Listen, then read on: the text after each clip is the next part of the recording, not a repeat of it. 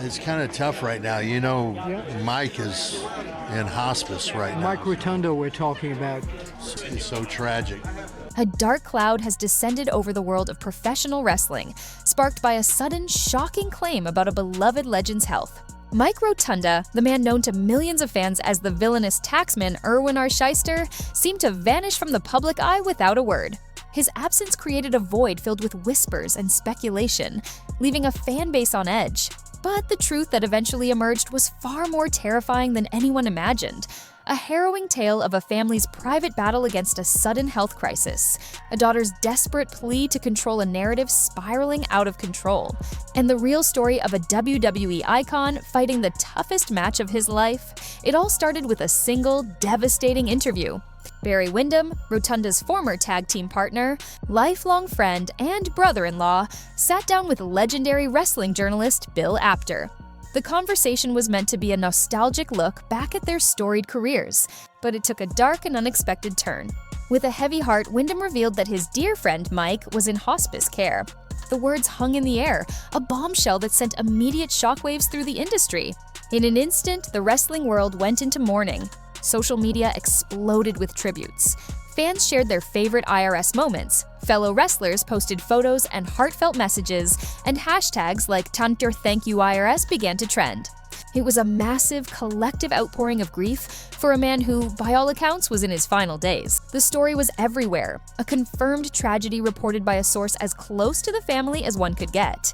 But in the chaos of this digital wake, a crucial detail was wrong, and the truth was about to change everything. As the world mourned a man who was still alive, his daughter, Mika Rotunda, was forced to step into the eye of the storm.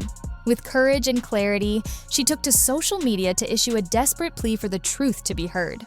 She explained that while her uncle, Bray Windham, had indeed mentioned hospice, he had tragically misspoken in his grief and concern. The reality was just as terrifying, but it was not a story of surrender. It was a story of a fight. Her father was not in hospice, but he was in a rehabilitation center battling his way back from the brink of death. The family had wanted to handle this private nightmare away from the public eye, but the rampant misinformation forced their hand. Mika then revealed the chilling details of what had actually happened. On September 20th, with no warning, her father had suffered a massive heart attack. It was so severe that it plunged him into a coma for a full week and kept him hospitalized for over a month. For weeks, the family sat by his bedside, navigating a terrifying uncertainty while the world remained oblivious. Now, as her father began the grueling, uphill battle of recovery, she asked for privacy, but also welcomed the prayers and positive energy from the fans who had adored him for decades. Before he was the most hated tax collector in America, Mike Rotunda was a celebrated athlete, a force to be reckoned with on the amateur wrestling mats. At Syracuse University, he was a standout competitor, earning accolades and developing the foundational skills that would serve him throughout his professional career. His transition to the pros was seamless, and his first taste of mainstream success came as one half of the patriotic tag team, the US Express, alongside Bray Windham. In the vibrant, cartoonish world of the 1980s rock and wrestling era, they were the clean-cut, all-American heroes.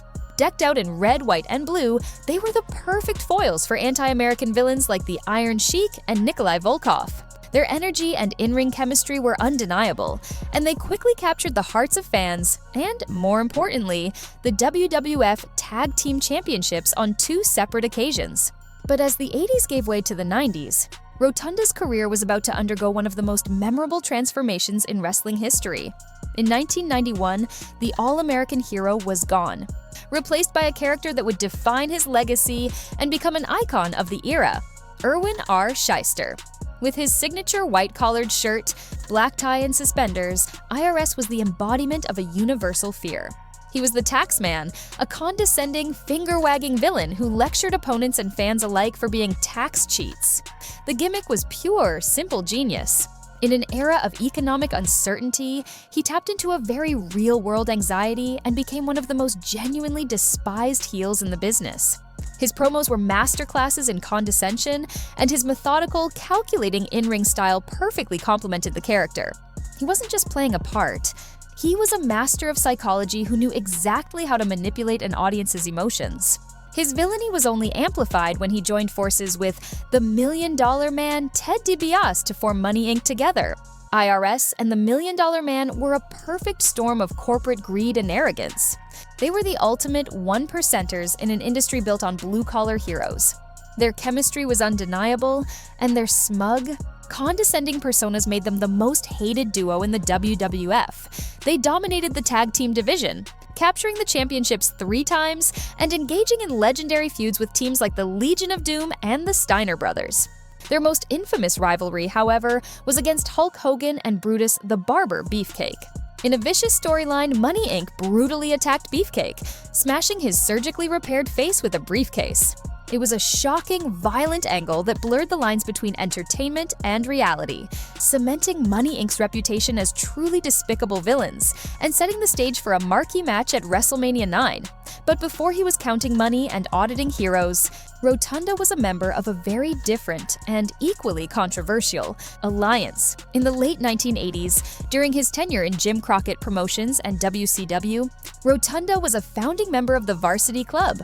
Alongside the twisted mastermind Kevin Sullivan and the powerhouse Rick Steiner, Rotunda embraced his legitimate amateur background.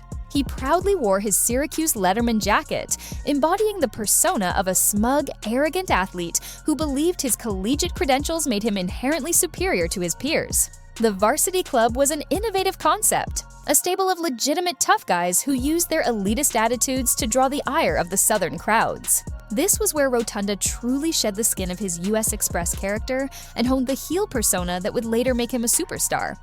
It was a crucial, transitional period in his career, proving he had the range and skill to be a top-tier villain. But the story of Mike Rotunda isn't just one of championships and characters.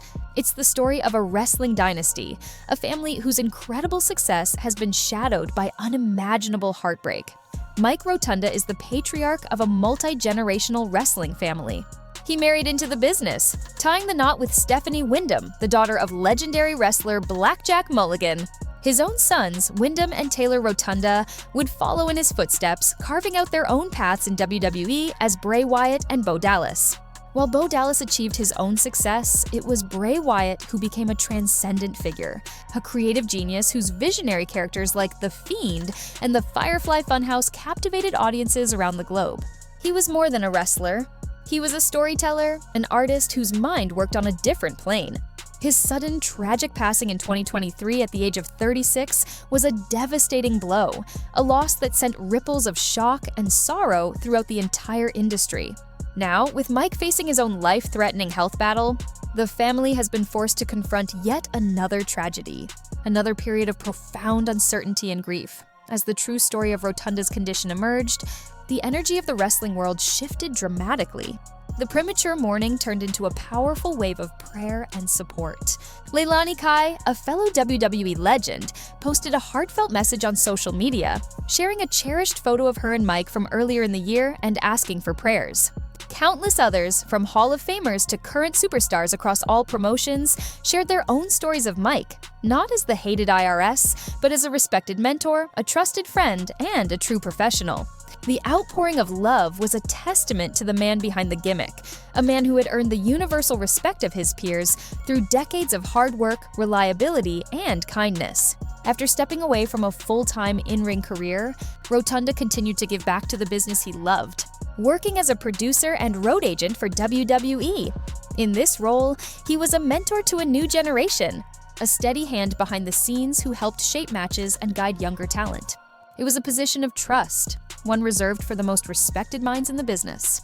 In 2024, his lifetime of contributions was formally recognized when he and Barry Windham were inducted into the WWE Hall of Fame as the US Express. It was a beautiful, full-circle moment, a celebration of a lifelong friendship and partnership, made all the more poignant by the health crisis that would strike just months later. The initial false reports of Rotunda being in hospice serve as a stark reminder of the dangers of misinformation in the digital age. A single, misinterpreted comment from a concerned and grieving friend was amplified by the echo chamber of social media and wrestling news sites, becoming an accepted fact within hours. The incident, while painful for the family, highlighted the deep love and respect the community holds for him. It also exposed the difficult reality of living a life in the public eye, where personal tragedy can become public spectacle in an instant. But beyond the recent health scare and the whirlwind of rumors, there are still fascinating, untold stories from Rotunda's storied career. One of the most intriguing footnotes in wrestling history involves Hulk Hogan's iconic theme song, Real American.